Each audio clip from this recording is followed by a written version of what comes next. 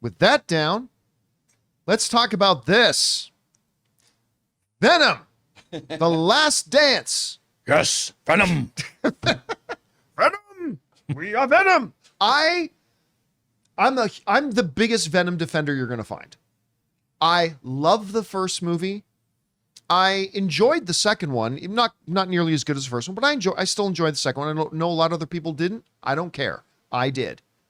So it was with a lot of enthusiasm and high expectations that I went in to see Venom 3. You know, it was up there amongst some of my most anticipated movies of the year. Oh, it definitely was. You want it, yeah. For sure. I talked about it a lot. I was so excited about it. And man, it's bad. It is a bad film. And I say that as a Venom defender, as somebody who's liked the other films, loved Tom Hardy in this role. I still really liked, even though I didn't like the movie, I still really liked the dynamic between Eddie and Venom. That part worked well. Some really good action stuff in the third act of the film, but otherwise it's just a very poorly constructed, very poorly written, very poorly executed film. That kind of left me out. Guys, we want to take a second to thank a sponsor of today's video, The Perfect Jean. Look, you guys know I've been talking about The Perfect Jean for a while now. I absolutely love these. They fit like a dream, they look fantastic, and they are so comfortable, you forget you're even wearing pants. We all love jeans, but look, we all also know they can be a little bit uncomfortable for the boys, but not with The Perfect Jean. These jeans fit like they were custom made, stretch like you wouldn't believe, and they look absolutely fantastic. The Perfect Jean also has a seriously massive range of sizes, everything from 26 to 50 and lengths of 26 to 38. These have become my absolute go-to jeans whenever I'm hanging around the house or even going out for the day. And listen, the Perfect Jean isn't even just pants. They've revolutionized t-shirts as well. The Perfect Tee has just enough stretch to hide that beer belly while accentuating your arms and chest for that flawless look. My guys, it's finally time to stop crushing your balls in uncomfortable jeans by going to theperfectjean.nyc. Our listeners get 15% off your first order, plus free shipping, free returns, and free exchanges when you use the code CAMPEA at checkout. That's 15% off for new customers at theperfectjean.nyc with the promo code Campea. And after you purchase, they'll ask you where you heard about them. Please support the John Campea Show and tell them we sent you. F your khakis and get the Perfect Jean. Now, they were saying leading into it, the early box office projections was this movie could make somewhere between 70 and 80 million dollars on its opening weekend. Now, then just before the movie came out, those expectations dropped a little bit, and then they said 65 to 75 million, which still would have been fine. But word of mouth got out fast about the lack of quality of this film. Because even though it's a lot of money for a lot of other films, Venom 3 made 51 million on its opening weekend. Remember, its initial projection was 70 to 80 and made 50. And if you want to put it into perspective, here's the thing. The first Venom movie made $80 million opening weekend. Went on to make like $800 million. Because fans loved it and because of its success, a lot of people turned out opening weekend for Venom Let There Be Carnage. Yeah, and people love Carnage too. So yeah, and people love Carnage. So it made 90 million opening weekend. Now, because it wasn't loved as much as the first Venom, it went on to make like $500 million. So a lot less than the first one, but still $500 million. And now Venom, Till Death Do Them Part, The Last Dance, it drops significantly from the last one and has an opening weekend of $51 million. And here's the thing, I don't think it's going to do well on its second weekend either. 20 mil? 18 mil? What's that? 20, 18 mil? I think maybe about 20. I think it's going to take a 60+% drop. I don't think it's going to take like a 70% drop. Yeah. But I think it'll take like a 60+% drop on its second weekend. And I don't even think this is going to make one Black Adam. Oh. I don't even think this movie's going to make one Black Adam. Dang. It's not rewatchable. Word of mouth isn't going to be strong for it like it was for some of the previous ones. And yeah, I mean, it's just not good. This is a great example. We've talked about it before of a great trailer for a bad movie. because I personally love that. I really wasn't. I'm not really big on the Venom movies, but I actually was pretty hyped from the trailers from this movie. I like the trailers for this one, especially in the casino one. Oh yeah, Like, he's on the- the slot machine. Eddie, I need more money. he's like, I think you broke my foot. That is still one of the best lines in the movie. Eddie, I need more money. It's like one of the best lines in the movie. I mean, listen, the movie has its moments, right? It's not Morbius. It's not Madam Web. It's better than Joker 2. Yeah. Yeah. Well, Oh my God, can you imagine saying that 5 months ago? Yeah, Venom 3, going to be much better than Joker 2. And What? Venom 3, not even that great. And that is not even that great. But I mean, because it has its moments. It does. It has its moments. But so I don't think it's like the worst film of the year or anything like that. It's just not good. But this leads to a bigger problem for Sony. Because there are suckers like me who, when Morbius came out, and it was awful. Another movie with a great trailer. Morbius trailers were great. And I went in very enthusiastic for it, and that movie sucked. But even then, suckers like me would go, it's still fine. It's still fine. This is the company that gave us Venom 1 and Venom 2 and did Spider-Man Into the Spider-Verse and Spider-Man Across the Spider-Verse and made the original Tobey Maguire Spider-Man and Spider-Man 2 one of the greatest comic book movies ever made. Like, yeah, okay, Morbius sucked, but I still believe they can still make this work. Okay. That was Madam Web. Or that was Morbius. Mm-hmm. Then came Madam Web. Another movie that I thought, you know what? The concept for this film sounds interesting. Maybe it'll be pretty good. Yeah. I mean, it's turned off by a few things in the trailer, but I still thought, you know what? The potential is here to be pretty good. I was a little bit nervous when I found out that the screenwriters were the same guys who wrote Morbius, but I'm like, you know what? Might be all right.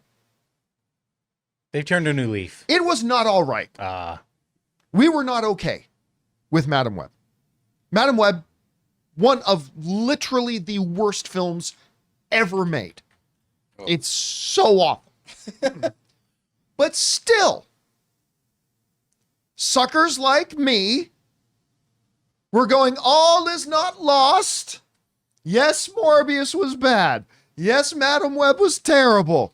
But you know what? It's still the company that made Venom 1 and Venom 2, and still the company that made, Andrew Garfield Spider, whatever, right?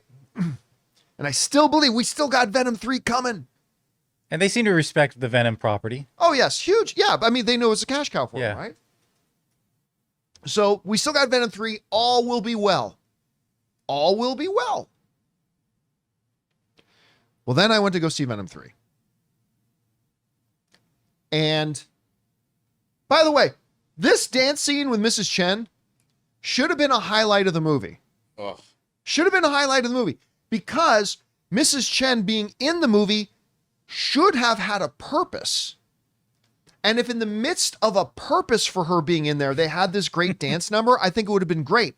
There was literally no purpose for Mrs. Chen. She literally just shows up. Hi, Eddie. Hi, Mrs. Chen. Let's go to my room and have a dance. Okay. Dance, dance, dance. Oh, gotta leave now. Okay. It's like that. Wait, so why was Mrs. Chen there? It's almost like they shot that just to use it in the trailer, but then they kept it in the movie. It totally felt like it was just a trailer shot. Yeah. And like, I like seeing Mrs. Chen in the movie, but you literally, if you're a good writer, you come up with a purpose for her to be there. There was no purpose. Anyway, so here we are now after Venom 3.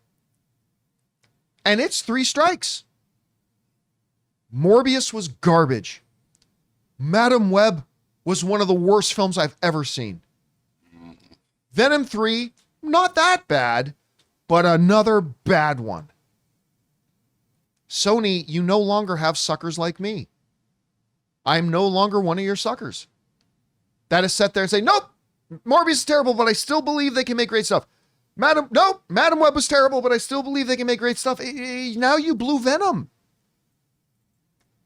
And I now have, remember, I said this before, this isn't a choice I'm making. This is just what's naturally happening in my head. I said, if Venom 3 isn't good, and I believed it would be good, but I said, if Venom 3 isn't good, I don't know that I'm going to have any anticipation left for Craven. The problem is that they're releasing in the same year, so there's recency bias now. There's a lot of recency bias. And I have been excited about Craven. I like the trailer for Craven. I love Ricky Tikki Tacky, Aaron Taylor Johnson. Yeah. I love Aaron Taylor Johnson being in the role. I love that it's going to be hardcore rated R. I love all that stuff. But then came Morbius, which was the gut shot. Then came Madam Web, which was then the uppercut. Then came Venom 3, which was the knee to the balls. And I'm down for the count. I can imagine Sony coming back with a strong Craven. Oh God! I mean, look, That's just the way Sony would be.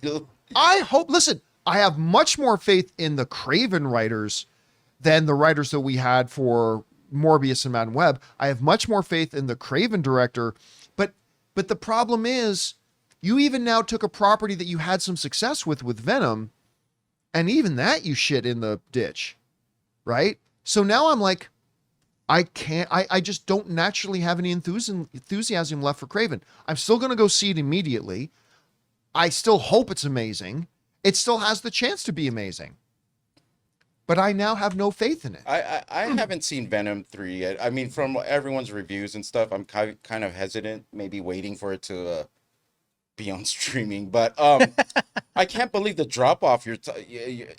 So it really is that big of a drop-off from the first two? I think so. It depends on who you ask. Because remember, there are people out there who don't like the first two. So they may look at the third one and say it's not much of a drop-off.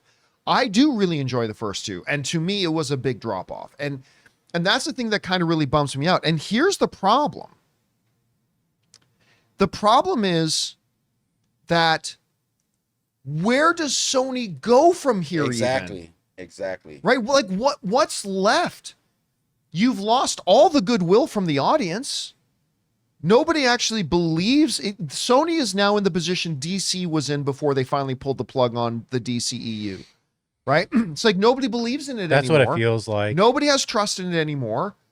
Like, they're not going to give up the Spider-Man rights, but I mean, what are they going to do? What movies are they going to make now to keep the Spider-Man rights? Yeah, and this is actually just like, you're right, it's just like DCU because they had those blunders, and then honestly, The Flash was not bad, but people were so done no one saw it. And Craven, this is going to be the real tragedy. Craven's going to be good, and no one's going to go see it. I hope, first of all, I hope that you're right that it is good. But if nobody goes to see it, they got nobody to blame but themselves. Yeah. What's so unfortunate is this is like Tom Hardy's last movie, but also how shocked we were after we saw Venom 1. We were like, oh, Sony can exist not using Spider-Man with these other characters. Yeah. And he was the there big was dog. so much potential. He was the big dog out of all of them. And then they really didn't show enough care. And it sounds like they didn't show enough care. Why would other people care about the lesser guys like Craven, who people don't know about? You know what I mean? I do agree with you. Maybe it spells bad news for Craven in box office. Yeah, wise. I think 100% it does. it does. Now maybe it's awesome, and then hopefully word of mouth gets out about it that it's good. I mean, I don't know. I mean, I think we're going to look what happened to Transformers 1. Everybody just lost faith in the Transformers. Yeah. Now, granted, their first trailer wasn't all that great either, but no matter how good Transformers 1 was, and Transformers 1 is really good, nobody went to go see it. Yeah. And that might be what's happening here. Anyway, guys, question is for you. What do you think about this?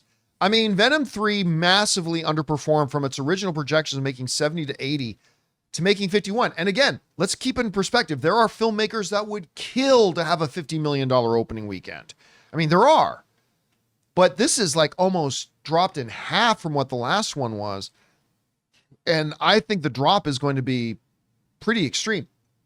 Whatever you guys think about this, jump down to the comment section below and let us know your thoughts. Hey guys, thanks so much for watching this video. Make sure you like the video, leave a comment, and subscribe to our channel. And don't forget, we have a daily podcast called the John Campea Show podcast, available on Apple Podcasts, Spotify, or your favorite podcasting app of choice. Go and subscribe to it today so it'll be there when you need it.